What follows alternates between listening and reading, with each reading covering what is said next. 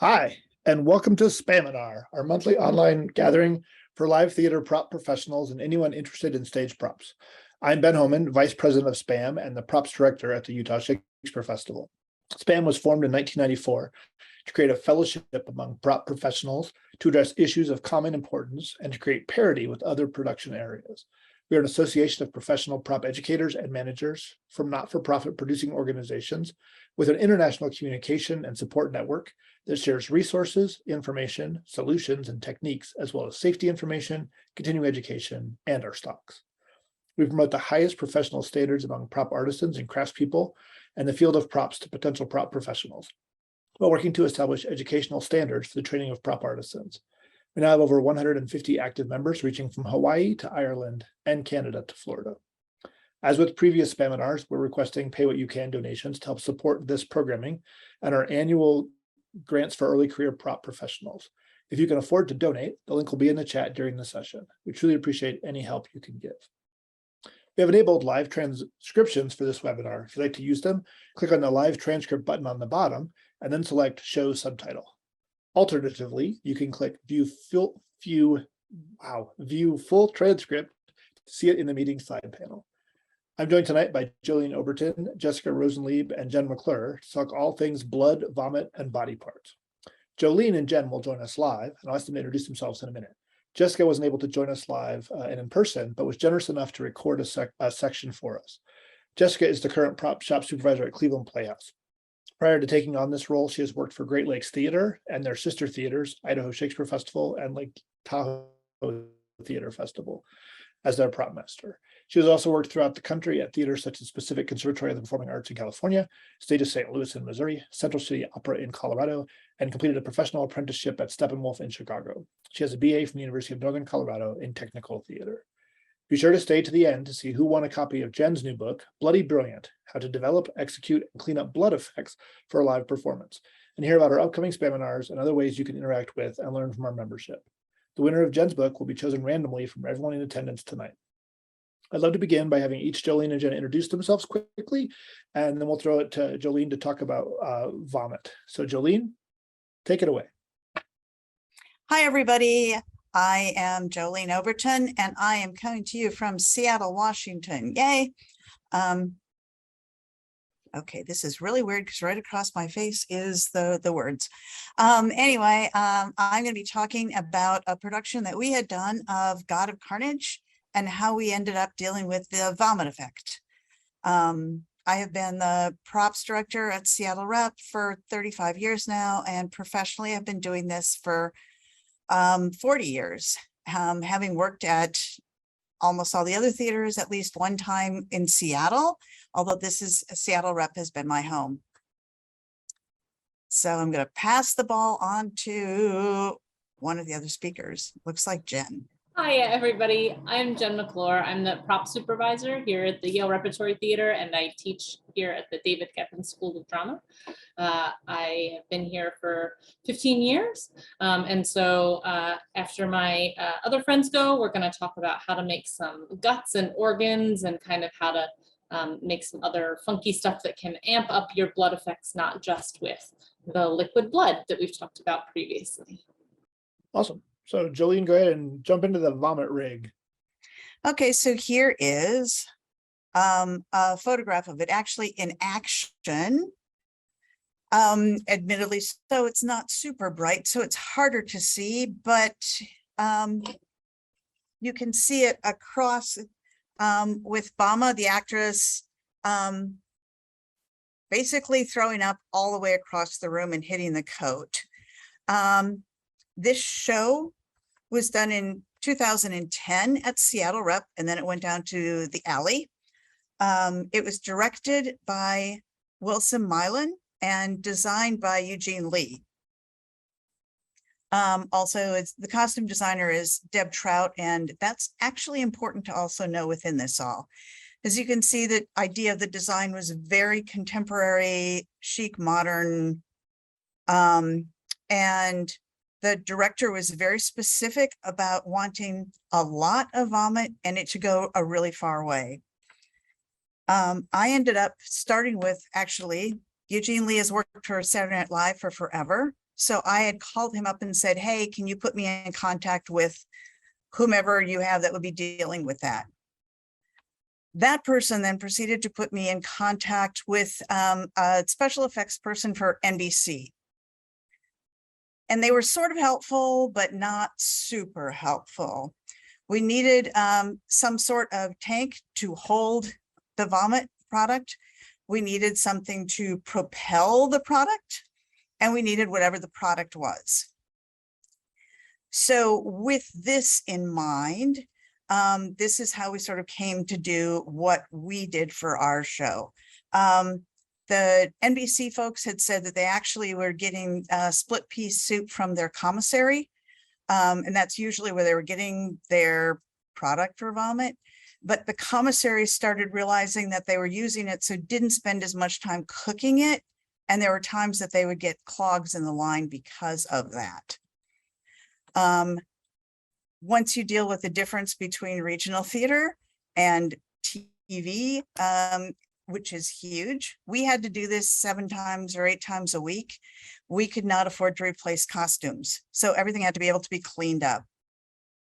As I was approaching the liquid itself, that meant, okay, maybe there's a pea soup on the market that had no dairy in it and no fat in it.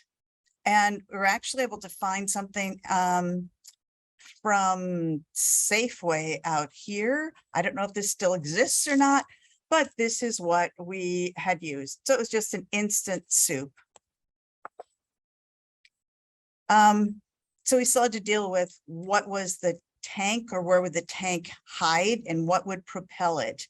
Then we talked about whether or not we wanted the actress to be holding a pillow and just causing it to go like that. And it was decided, no, that they didn't want to have done. And you can see there's no bottom to the sofa or anything like that to hide anything in. But stage right of the actress is a white plinth that was like all the tables in there. And we actually had the tank behind that. The director wanted the ability to have more fluid than what would be in a human body. There's lots of people that got involved in how this all worked out, but I'm a big believer in the simpler, the better.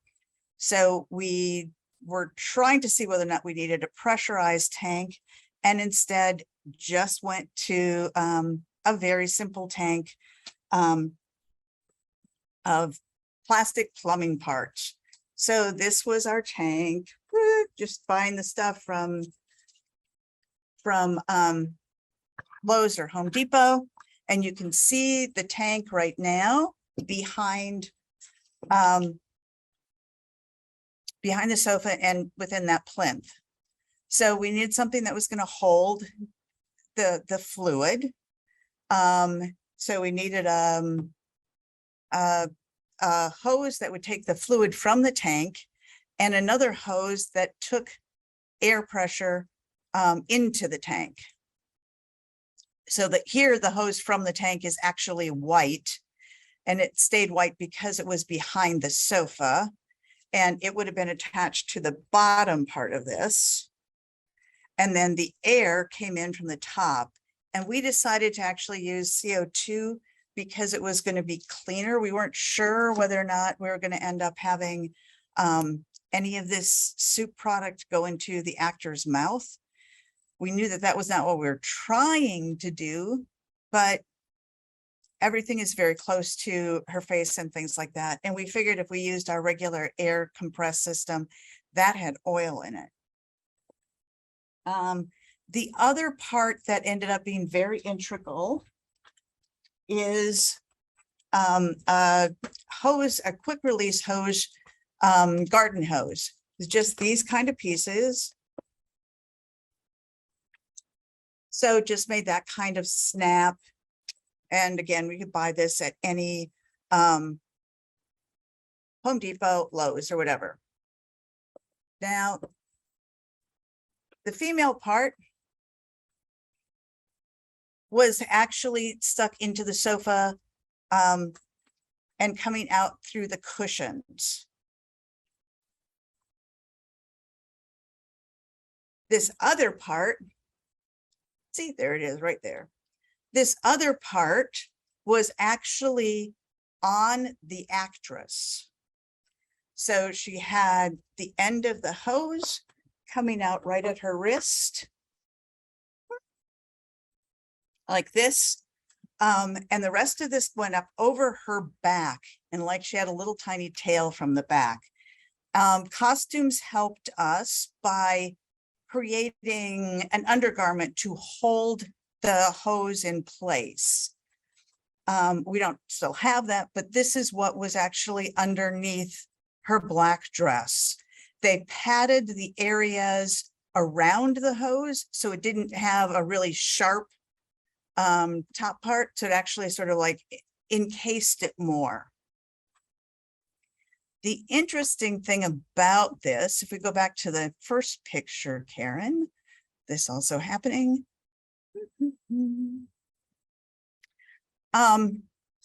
Here, the actress, Bama Roger, has a sweater on. So the sweater sleeves covered, you know, any of the hose stuff and things like that. So that was pretty magical.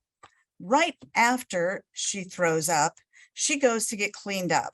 And our bathroom for the set was at the top of those stairs. So she proceeded to go up the stairs. The dressers would get her out of the rig, try to clean her up if she had anything like on her face or something like that. And they got rid of the sweater. I didn't realize this until later when somebody was asking me how this possibly could be done. And I said, it was a hose down her sleeve. And they're like, no, she didn't have sleeves. And then I realized, okay, we weren't even trying to trick the audience then, but we did by changing something partway through.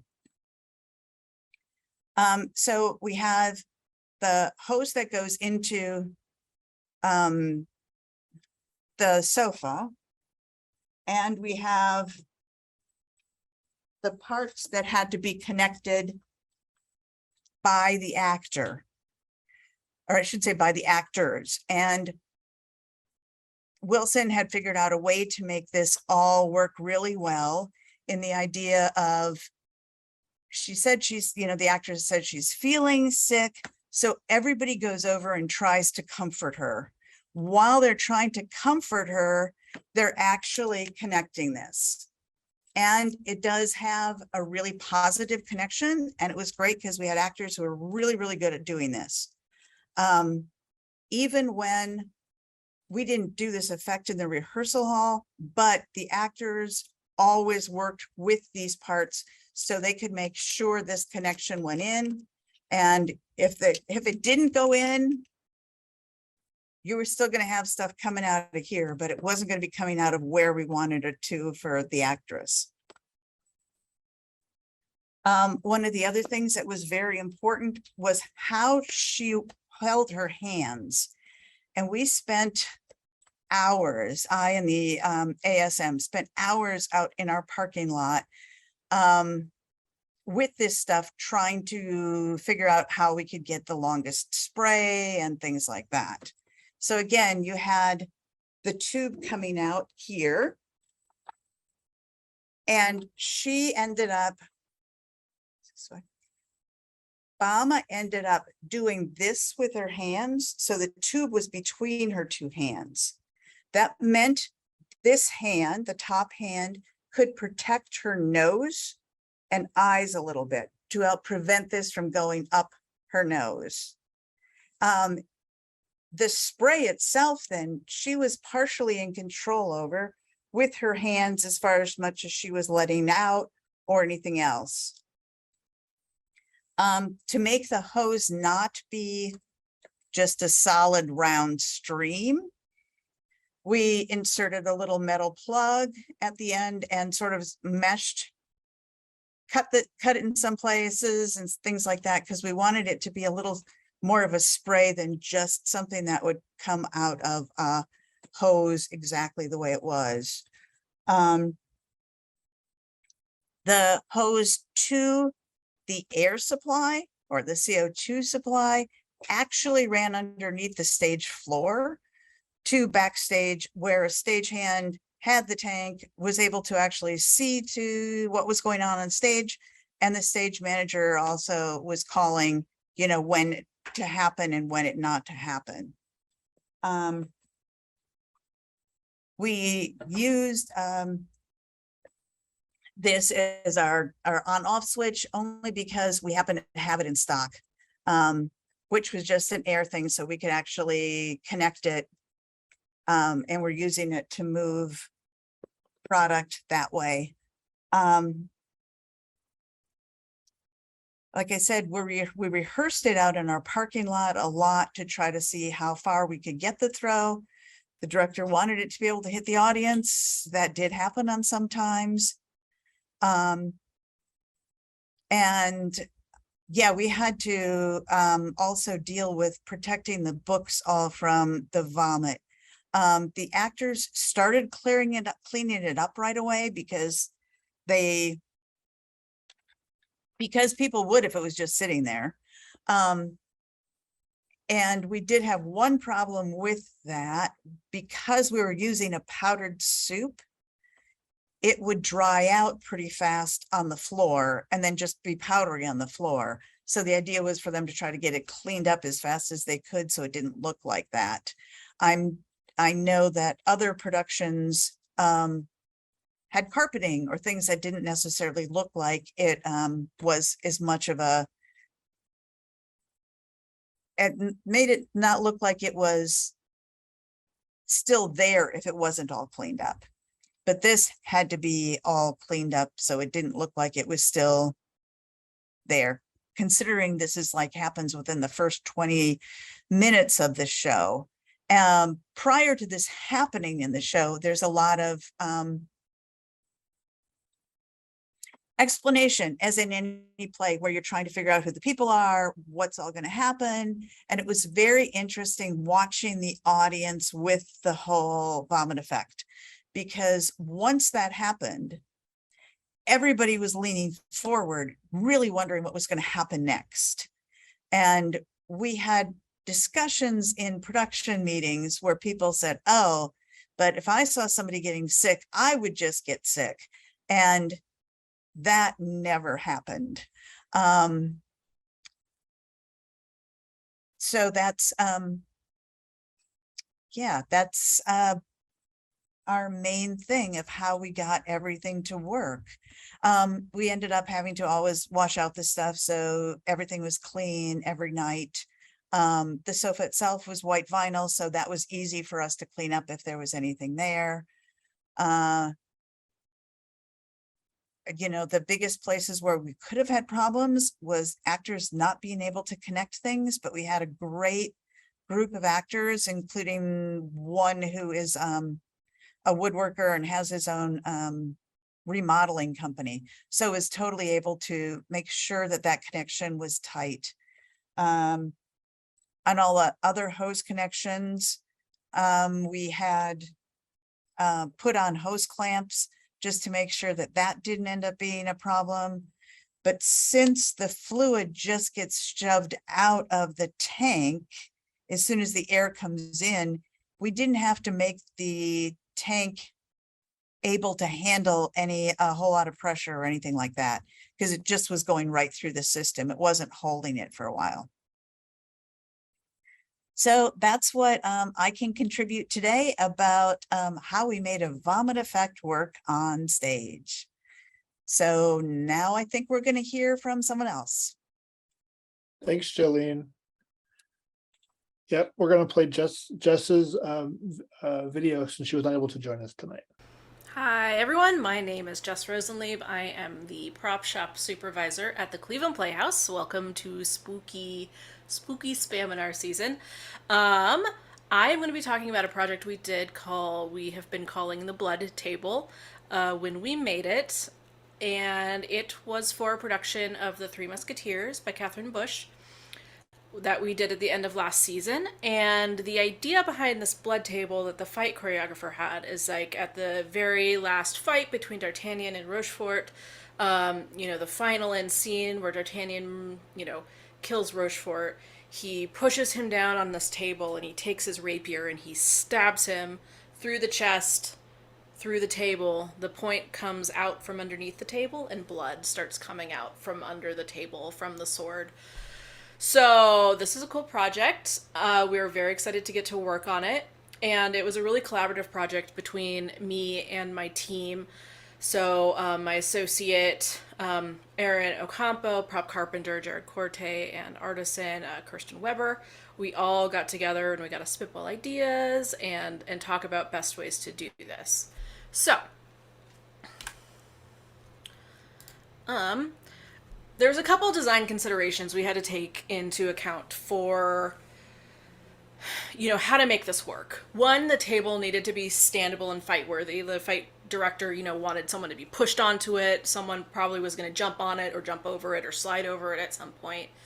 Another thing is that the blood needed to be able to be cleaned up easily during a scene change. So, this is like the final fight, and then the very next scene is like D'Artagnan getting, becoming a musketeer. So we didn't want like a big pool of blood on stage at the very end of the show.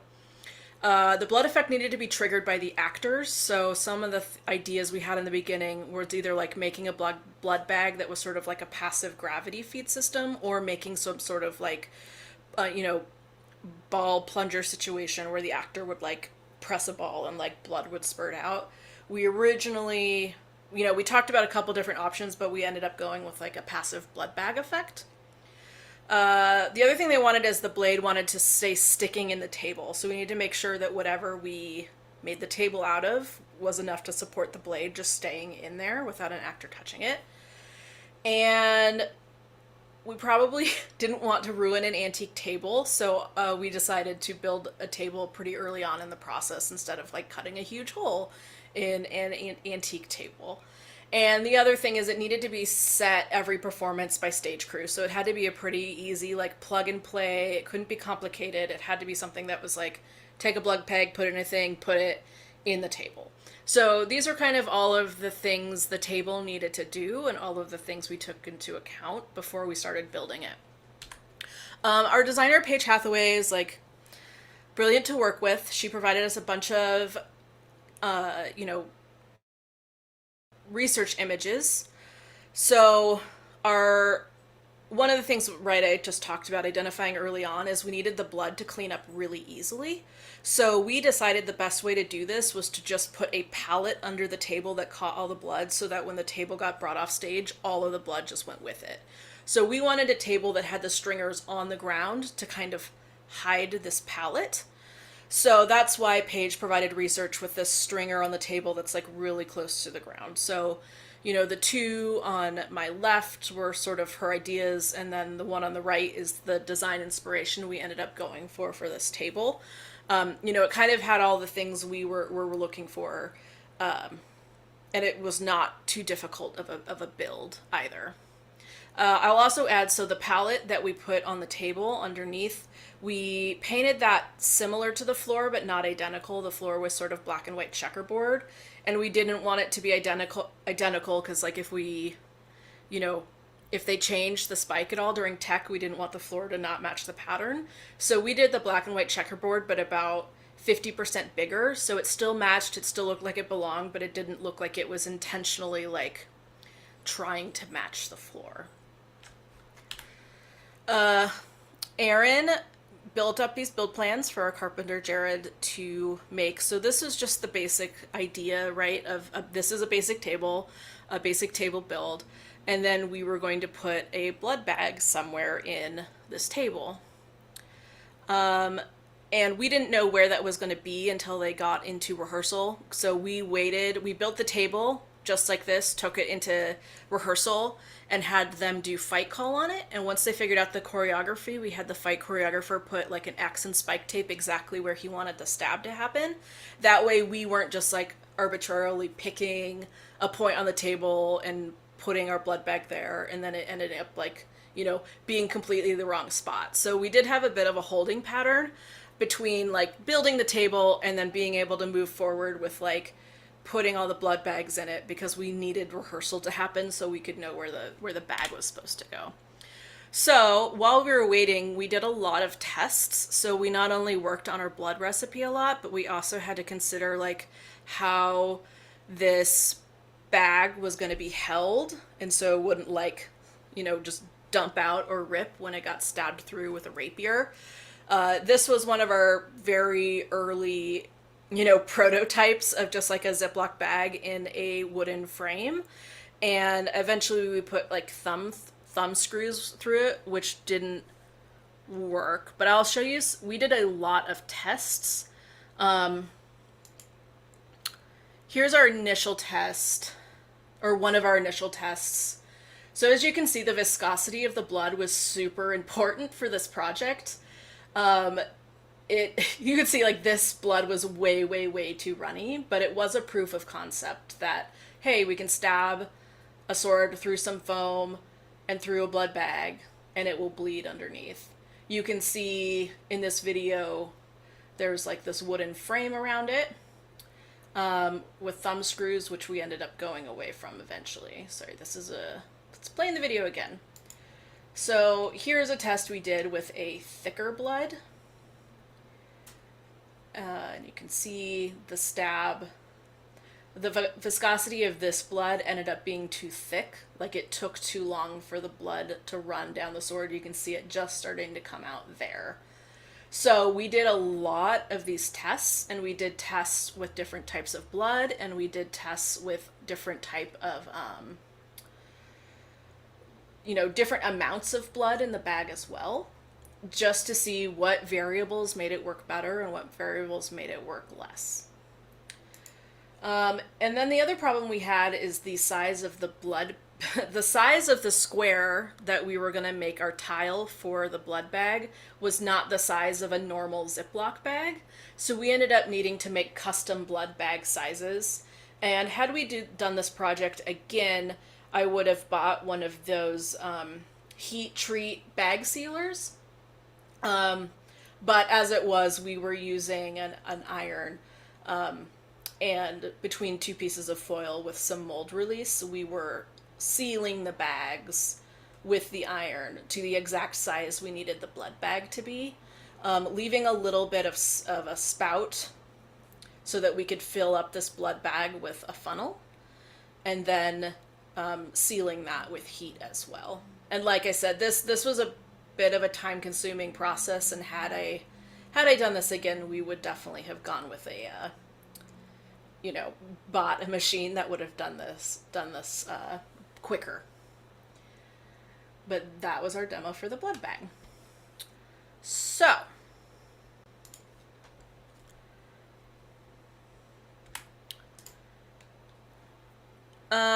we decided early on the way we wanted to hide this blood bag in the table was to do a parquet paint treatment on top, so we didn't just have like a plain tabletop with a pretty obvious square in it. Our house does have a balcony, so we wanted to make sure people that were looking down on the table wouldn't immediately be like, what's that? So this was the paint treatment. As you can see, right, the blue is the foam that was the top that you can stab through, and then the middle of the paint treatment, and then the finished table on the right. And I was talking a little bit earlier about how we managed to keep the blood bag secure in this hole. Originally, we had done a wooden frame with thumb screws, but it was ripping out of that. So we ended up welding a metal frame. If you sort of think about like an embroidery hoop, we essentially made an embroidery hoop, but steel and square, that held the bag in place between, a square and some like a pencil rod, and then it slotted into the table, and it was held underneath with like some strips of wood, and this ended up working really, really well. And I will show you our final test.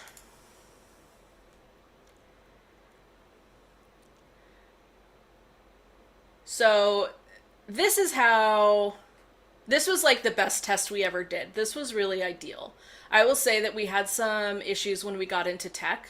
One, you really had to hit center because the blood, this video is going to play again. You can watch it again. The blood pooled down to the middle. So if you didn't hit the center, it would just it wasn't as productive. And obviously, when you're an actor in the middle of a fight, it can be hard to hit a really, really small target. So, and the other problem we had is when the actor was laying on the table, putting pressure on that foam piece and putting pressure on the blood bag, it didn't want to release as well. So we were slowly working on those products when this effect got cut, because it was just simply not visible with the lighting in the scene. There was a downlight at that moment, and it was just completely dark under the table. And they decided that the lighting effect was probably more important than the blood effect. So, that happens though. We still had a lot of fun making this, and we got to do a lot of collaboration, which was awesome. And had something to show and teach all of y'all about. So, this concludes my section. I hope you have fun listening to other blood and, gore effects this evening. And if you have any questions that you have burning desire to ask, get it to one of the panelists and they can email me and I will get in contact with you. Have a lovely evening and happy Halloween. Awesome. It was cool. A lot of work for something that got cut. So we're gonna jump over to Jen to talk about some body parts and stuff. Yeah, so hi everybody. So in case you haven't seen them before, we've done a couple of these. This might be year 3 maybe of us sort of doing our annual blood Halloween talk. So if you're interested in other blood recipes and other ways to dispense blood, we've already talked about that kind of stuff. So we're gonna talk here about some like gore adjacent things. So let me bring you down over here to the table because it's way more interesting than my face. So I wanted to show just a couple of ways to kind of make easy organs and sort of chunks of things. So first is just some intestines. So this is a stocking, just like a normal kind of nylon stocking, cutting one of the legs off. And then I stuffed it with some batting, some little polyfoam batting, and kind of, put it in there kind of chunky, so it is a little lumpy, and then kind of stretched it out a little bit. And I've pre-done kind of this first half, but I wanted to leave this other half to show you that then you can pretty quickly, with just some thread, kind of wrap around this. And you can either kind of just do one wrap, or I like to kind of come to the end and then zigzag back.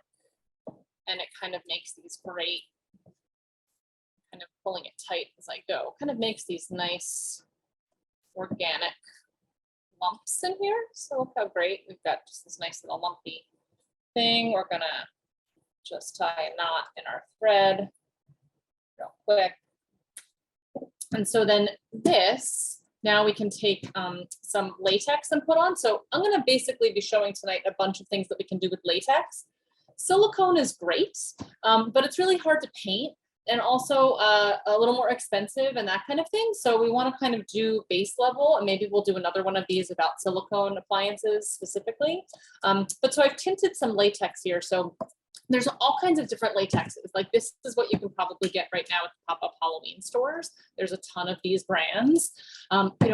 Reputable makeup companies make these. Mayron and a bunch of other companies will also make latexes. What's great is Mayron started to make, they have a light flesh, a dark flesh, and then what they call zombie flesh that's kind of like a gray green, as well as like regular, like basic color. And then there's commercial brands. So this Holden's latex is one of my favorites, but there's a bunch of versions of these. You have to make sure to keep the caps on your latex very tight because air dries them out. And if you don't, then you'll go to open this sometime later in the future and your whole container will be solid, which happened to me as I was prepping for this. So I would recommend when you get these, right on the top when you have opened this, and then also it'll help you kind of see like how much of this you're using. I used to buy this by the gallon, but I've started now just buying smaller containers because the gallon would dry out too quickly. So I've taken some of this and just mixed a little bit of acrylic paint in it. So one of my other super tricks about latex is a lot of folks think that when you put a brush in latex, that brush is now trash. but that's not true. If you take some water, this water has a little bit of soap in it, and I've already cleaned my brush a couple times tonight. But if you dip your brush in soapy water, regular water doesn't do it as much. It'll kind of lubricate the bristles of your brush, and then you can put it in your latex. And if you wash it right away when you're done, you can save this brush. And so you don't have to keep trashing your brushes. Eventually, you'll probably forget one time and it'll get a solid in there, but do that to help be able to reuse your brush a lot and not kill your brush immediately. Okay, so just a little bit of, just to show, you know, if we tint this a little bit, what's great is that then we're kind of base coating and getting some color at the same time. So 1 or 2 coats of this latex, you know, it soaks in a little bit to the batting underneath too, but this is basically going to be how we make our skin. So we would just coat this whole thing, and then we would let that dry, maybe do another coat. So what we would wind up with is some really great looking stuff like this, or this one doesn't have as much latex. This one's just got a lot of paint on it, but you know, some pretty gory, fun looking things that we've got that, you know, have a lot of bend to them, have a lot of flex, and that's pretty great. And then you can also use this same technique with just the nylon stockings. You can also use cheesecloth or some other fabric, and you can kind of make a bunch of just little organs and that kind of stuff. So I would recommend doing a little bit of research, but we had a show a bunch of years ago that needed to have like jars full of just weird specimens and that kind of thing. So it didn't really matter what was in them. So we kind of made a lot of these potato-y type size things. But I mean, you can even see on this one that this still even has the little like knot that was just tied in the end of the latex and just kind of folded over, and it just kind of makes a little nub on this kind of gross looking thing. But what's great too is that now this has a nice waterproof skin, so we can put blood or some other stuff that I'm going to show you on this to kind of make it look more goopy, and it's washable. So we can just wash this off every night, and that's really great. So let's move these out of the way and let's look at some of this other goo that we have. So one of my favorite things to use to kind of make goo is methyl cellulose. This is a food thickener. So you can buy this. This is actually some of the containers that this comes in. So you can get this in food grade, but also you can buy it as kind of a natural glue. I would recommend that if this is going to be near anyone's mouth or there's a risk of them eating it, definitely make sure that you're buying food grade. But I love this. The container says function, gelification. It's very specific, right? But so this is, I got 2 little batches here that I kind of just want to show you the difference, that you can mix this up to be different consistencies. So each of these was about 2 cups of water, and the first one has 1 tablespoon of methyl cellulose and the other has 2. This comes as a powder, and you want to dissolve it in water that's warm and then let it sit overnight. So this isn't a great option if you're trying to do something fast, but it is pretty great if you need a lot because it's not super expensive. So this is kind of a goo that, see how nice it like webs on my fingers? And kind of hangs on there. So it just kind of thickens your water. So this is like 1 tablespoon to 2 cups of water. And then this is 2 tablespoons to a cup of water. So now I've got this like real great, actual goopy, really fun stuff. So, and what's kind of nice is it's got a lot of like bubbles in it and it looks real gross. So if we went to put some of this, you know, on one of these and then we pull this out of someone, oh man, look how great that looks already, right? Just even though this is clear. So you can also then add some color into your goo and really dial it up a notch. So here's, I used just some alcohol inks earlier tonight. So this has a little bit of green in it. This is the really thick one to kind of maybe be like an alien slime or something kind of great. This one has a little bit of pink. This is the thinner one that's got some stuff in there. But then if you can't get this stuff, there's lots of other food thickening agents that you can easily get. You know, gelatin and other things like agar, and even just starch will thicken your water a little bit.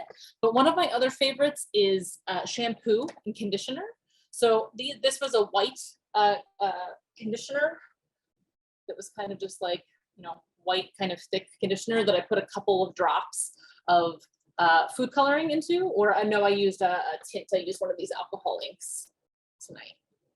So just this little T-Rex ink that's like sort of a coral color. This just has a little bit of that. So now we've got, this great kind of pink goo that we could put on some of our organs and kind of, do some kind of gross stuff like that. Or if you want it to be a little bit thinner, you can use like a shampoo. So this was like a little bit of an opaque shampoo, but you can also find a lot of shampoos and conditioners that are these colors already. So what's great is that you can, especially at the dollar store, the really kind of cheaper shampoos are in the clear bottles. So you can see what color they are. I have definitely just gone to the dollar store and bought a couple different colors of like a pink clear and a milky pink soap, and then just use those as the goo on things. I see somebody asking about what did I use to tint the latex? Just typical acrylic paint. Anything that's water-based, you can also put into latex, but you can also use alcohol inks and that kind of thing, and general tints, but just a little bit of paint. This maybe had, in this cup, I kind of on the side of the cup just squeezed like 1 or 2 little squirts of a beige paint and a little bit of red into here. What's tricky about latex is that it is already kind of a white creamy color. So if you're trying to match something else, you want to put this out and then let it dry, cure a sample first to see exactly what color it gives you, to make sure that it's what color you want, because it definitely dries very different when that clearness of the latex dries. So let's also look now at a couple samples of some latex that I made up. So on this tray, I did some samples ahead of time. Let's see. Yeah, there we go. So my Minar was getting a little bit dried out, but so that's what's over here. But that's why you can even see that it's a little goopy. But hey, I'm going to be able to do some stuff with this, even though it was starting to get a little dried out and chunky. But you can also see that not all latexes, even just base latexes that don't have color in them already, aren't necessarily made the same. So this one is like, this sort of store-bought or like the Halloween kind of novelty brand. And this one on the far side is the Holden's latex.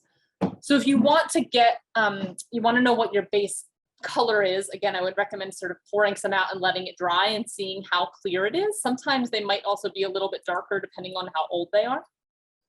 But what we're going to do here is I poured these sheets out. Some parts are a little thicker, some parts are a little thinner. And so I'm going to show you, I didn't put any powder on this. If we didn't want stuff to stick to itself, we could put baby powder on it. And at the end, we'll put a little on it once we get it to the shape we want. But I can kind of just start to pull this off and kind of crunch it together and make this really kind of gross looking skin thing. Maybe I pull some holes in it, and I'm kind of making this funky shape that just kind of gives me a really natural soften here, right? And if I know, like, okay, that's kind of a weird, gross thing, I can squeeze it together a little bit. And once I get it to where I want it to be, then I'm going to put some powder on it, because that means that it won't stick to itself anymore. Latex will continue to stick to itself if you don't put powder on it. But so, like, this gives me a pretty great organic, real funky shaped thing that, again, now I can really easily paint this with latex paint, or maybe some latex and some acrylic again. But I don't have to deal with silicone pigments if I was making something like this out of silicone. So like I could pull this whole sheet up and use this as a skin or something, but if I pinch it and get it to stick to itself, then I kind of get these really great other shapes. Where it's really thin, you can even kind of like rub the board a little bit, and that'll give you some really nice little tendrils of things. But then I can kind of pull these up and get these. What folks in the movie industry like to call these are nurnies. Just this kind of like little gooey business, right? So we can get that. And even this chunky stuff over here, I can kind of roll that up and get some really great little chunks of some stuff. Cool. So now I'm going to take these, what I did ahead of time tonight was I put some latex on my arm. So we can kind of see this like shiny spot on my arm a little bit. But if I just take a little bit of fresh latex, let me just pour some out in a cup. Super easy, because again, theater is fast, right? Movies get hours to be able to apply makeup to people. Theater does not. So we need things that are fast, right? So I can take, I had this dried maybe in about 2 or 3 minutes. I could take now these little chunks of latex, and it doesn't even really matter what brand it came out. If I put a little bit of fresh stuff on, and because latex loves to stick to itself, I can get that to stick. And maybe I leave a little bit hanging off there, right, to kind of make it kind of gross. I can take a couple of these pieces. And I only need a really, really thin bit because there's already some on my arm to be able to stick that on. And then with just some makeup, I can put a little bit of red makeup paint in there and get a real gruesome thing happening really, really fast. So these are really great to just have kind of lots of cups of these things around if you're doing makeup effects. The other really fast thing that I want to show before we get into questions are pre-made wounds. So I don't have any of the beginning ones of these, but these are some molds of some cuts that I made. So I sculpted these out of clay, and then this is a plaster mold. And then I just put some latex on these and then pulled these off earlier. So now I have some of these little cuts. So we can pre-paint these, and even better if you can use like makeup foundation, again, because it's water-based and it happily sticks to the latex. But if you can pre-paint these close to your actor's skin and then kind of put a little bit of the blood effect in there, you can really quickly, if somebody has to run off stage and get, you know, a cut and then come back really fast, you don't even need any wet blood on them. You can just take this little pre-made thing, put a little tiny bit of latex on the back, and then stick it on them real fast, and it'll stick to their skin. And then, you know, a little bit of blending in could help us a little there. This works really great if you've got scabs or that kind of thing that also have a really defined edge, because you don't have to blend their edges in at all. So I'm going to take this funky little scab thing and just stick it really fast onto my arm, and then it sticks really fast and it's not going anywhere. So that's pretty great, making little pre-made things. This is just painted with acrylic paint. Making nice little pre-made things that are made from latex is awesome. And then you don't need anything special to get them off either.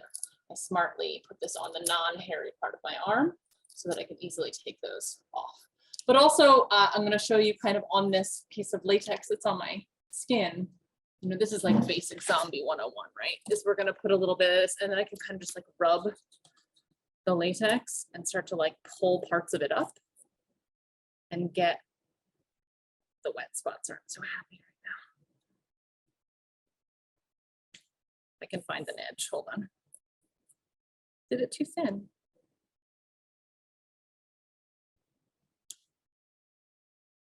There we go. You can kind of start to like pull this and get some really great things happening really fast on your own skin. Be able to just have some nice extra stuff. And then if you take some of your liquid blood, squirt it in there, that's going to look great. So fast.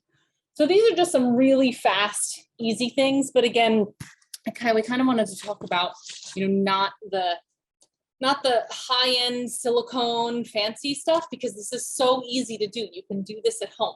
You can sculpt, you know, a little wound out of clay. Let's just go back to some of these molds real quick. And then you can get plaster at the art store or the Home Depot, you know, or any home improvement store. Make a little mold, and then the latex is so easy. And then you just pour some out. Look, I've got one that kind of looks like a little gunshot, these scabby ones. The big thing with these is when you're taking these off, you want to put some powder on the back, rub it on there, and then you also want to powder the underside. Because as you're pulling these, if you don't put powder on them, so you pull a little, rub in the powder, pull a little more, rub in the more powder. If you don't put powder on them, then they're going to stick to themselves. And once they're off, then you can even wash this with water and it won't stick to itself. But the big thing is when the stuff's sticking to itself immediately. So then you can cut these out, paint them up, make some nice little wounds, and just stick them on real fast and easy. So that's pretty awesome. I think we're in our last 10 minutes, so maybe we should go to questions if anybody's got questions. Yeah, there's a couple in the chat, starting with you, Jen. So when you were rolling up the latex off of the tray and making like the little pieces, someone asked if that's a one-time use thing or if those could be reused. You could probably reuse these if you saved them, if they were painted, you could take these off. I kind of just pulled this off my arm, and if you were really particular about this perfect shape, but I would say most times these are just disposable. So that's not that big of a deal. Okay. Another question is, do you always use baby powder, or could you use cornstarch or something similar? You could try to use cornstarch. I haven't. I've typically just used some sort of, this is actually pure cornstarch baby powder. So hey, look at that. So, a lot of baby powders are less talc now and more cornstarch. But I guess you could try flour even. The big thing is just you're trying to make the surface not sticky for when you're pulling it up. So I haven't tried anything besides that, but it doesn't mean that something else wouldn't work if you're in a pinch. Great. Another question was one of the people watching works with high school students, and is wondering about if there's favorite projects to use with high school students, or if there's anything they should watch out for when dealing with high school students and some of these types of effects. These kind of things are great. The one thing I will say that before I was talking about the latex, though, you have to be careful because there are some folks that have latex allergies. So if you go into the world of latex allergies, then that's when it's worth investing in the silicone products, which maybe we'll do one of these next year about silicone wounds and that kind of thing. But stuff like this is great, just putting a little bit of latex on your arm and then having people just kind of play.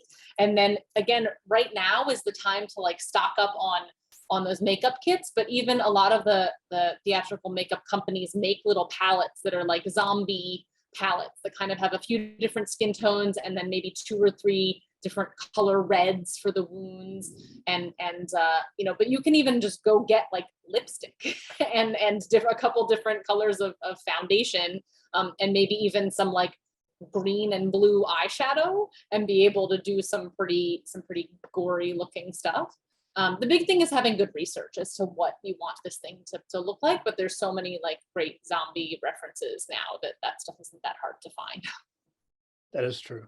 Yeah, Cool. and the other really fun thing that I like to do sometimes is I think I have a demo of this in the blood book, but like doing this with a couple layers of like toilet paper in between, then you can actually like get in there and like cut that, and you almost are like building yourself a skin that you can really pull back. That's kind of then gets thickened by the paper towel or the toilet paper. Use like crappy 1-ply paper toilet paper. But yeah, then you're basically adding another skin that you can go in and really tear up, and then it's a little more resilient than just the latex too. Cool. One person asked if someone has a latex allergy, can silicone be used to achieve the same results, or does silicone require different steps? There's a little bit of different steps just because silicone requires different ways to paint it. Because only like silicone-based things like to stick to silicone. You can use some alcohol makeups too, but it would just be a little bit of testing. And silicone takes a little bit longer to dry. Smooth On makes a great product that they call Skin Tight that's meant for this sort of direct application. And I talk about that in the book too, but it's a like 1-to-1 little squeeze out. It maybe takes 5 to 10 minutes to dry. So it's a little bit too slow for, I think, our like super fast backstage applications. But if you had a little bit of time, it's no more than 15 or 20 minutes to be able to make something with silicone. So, and you could also pre-make those, right? So like, here's a couple, I wasn't sure if we were gonna get to these, but like, here's a couple pre-made like silicone wounds, but these are also just as easy. I could put some latex on the back of this, or even some spirit gum, and like stick this on, and like, that's pretty effective from just a few feet away. With this nice little silicone wound. So you can pre-make these certainly as well, which is really helpful. Yeah. Cool. Somebody else did mention some allergy things. So as you're working on all of this stuff, some baby powders were found to be carcinogenic, flour, red food coloring. Some people have allergies to these things. So just before you kind of just go whole hog into these things, make sure you're checking with the people that you're putting them on to make sure that they work. Someone also asked, how much lead time do you have or want to have on projects involving fake wounds? There is another question for Jolene. Jolene, did you guys have a backup plan if the vomit didn't work? Yes, we did. There's two different options of it not working. One which happened during tech, and it only happened once, and then the actors are very aware, and that was not getting the connection tight between the actress and the sofa, at which point in time the look on her face was pretty amazing because she felt like she'd wet her pants because this is all just coming out onto her backside. We did always run at least air through the system when it was empty to make sure everything was working right before a show started. And we had decided during production meetings that if it didn't work, if it didn't come out, the actress was just going to, make more noises and make it seem like she did get sick anyway. Okay, cool. Jen, thanks for coming back. Right as you got away, Sorry, someone I asked, didn't realize my computer. totally fine. Someone asked right as you cut off, how much lead time My do you battery have or died. want on So I'm projects back. involving fake wounds? I think the earlier the better. And the big thing is, sometimes the fake wounds also bridge the little bit of the gap into makeup design. So it's a little bit of a conversation about who is going to deal with these, whether it's costumes and whether you have a makeup designer even, or whether it's the prop department. So I've certainly worked on some shows where like props will provide the blood, but the costume department will actually provide the wound itself. But earlier the better. If the show knows that it needs some very specific wound, like the look of it, or there's a birthmark or something, usually that's called out in the script maybe, or in the the director has called that out specifically. So it's good to have a little bit of lead time to be able to kind of audition different wound types, or sizes or shapes, just so that the first time you're seeing it isn't in tech. But certainly if it had to be, you could carve one of these wounds and make a plaster mold, and either later that day or the next day be pulling some latex things out of it. So it is a pretty fast thing too, which is nice. So, if you had to, within a day, you could whip something up. I wouldn't say that's ideal, but it is a pretty fast process, which is nice. Thank you, Jen, Jess, and Jolene, for a very fun and informative evening. And thanks everyone who came. Drum roll, please. The winner of Jen's new book, Bloody Brilliant, is, oh my goodness, sorry, Tia Banks. So Tia, Karen will be reaching out to you tomorrow to get mailing information, and you won a book, so good job. You can find Spam on Facebook, Instagram, and YouTube, and links are in the chat. Speaking of those channels, stay tuned there to hear more about our upcoming webinars. Next month, on November 13th, we'll have our last webinar of the year, and we're cooking up a session about consumable food on the stage in I Have to Eat What? If you're interested in joining Spam and are a working prop manager, director, supervisor, master, or some similar title in a nonprofit theater, opera company, or children's theater, or an educator who teaches prop classes to prepare students for a career in props, please send our membership committee an email for more information. The email address is membership@propmanagers.org. You can find us on Facebook, Instagram, and YouTube. Spaminar is produced by the Society of Prop Artists and Managers, with special thanks to Spam members Patrick Drone, Properties Director and Lecturer at the University of Michigan, Freed, owner of Being Freed, a graphic and web design company, Larry Heyman, Assistant Professor of Props Design and Fabrication at Oklahoma City University School of Theater, Ben Homan, Properties Director at the Utah Shakespeare Festival, Stacy Horn Harper, Properties Master at Salem State University, takes a lot of people to put these things on, Nikki Kulis, Prop Master at First Stage, Amy Peter, prop master at the theater school at DePaul, Karen Robbie Vance, head of props at the Guthrie Theater, Sarah Pugh, Arizona Theater Company, who joined us for the first time tonight. Thanks again for watching. And once again, please keep your suggestions for future Spaminars coming. We want to know what you want to learn about. Prop on, and we'll see you next time.